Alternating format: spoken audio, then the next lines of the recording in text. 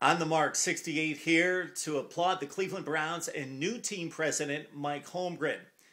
Now the Browns, since coming back into the league in 1999, regardless of who's been running the franchise, have made the worst personnel moves around the NFL. The worst, consistently, by far, top to bottom. Meanwhile, Holmgren, after a stint with the Green Bay Packers, went to Seattle and built a winner. Perennial division champions and a Super Bowl team in 2005. Now, Holmgren comes to the Browns. Of course, he's got a wealth of experience and respect around the league, and he made a right move this week in cutting Derek Anderson. Maybe 2 years too late, but cutting Derek Anderson a couple of years after the Browns signed him to a 3-year, $26 million contract.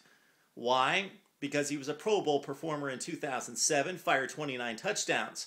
But if you really look into Anderson's performance and those bloated statistics, they came in a handful of games against some really poor defenses. Specifically, that 51-45 win over Cincinnati in which Anderson fired 5 touchdown passes. Now, the guy does have a cannon, but he's too inconsistent and too inaccurate to be a big-time winner in the NFL. Good move, Holmgren.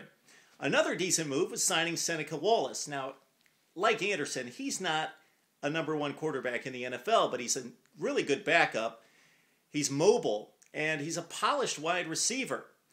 He's an interesting guy to team up with Joshua Cribbs. They have similar talents, although Cribbs much more explosive and in his prime, while Seneca Wallace more polished at wide receiver and a much better quarterback.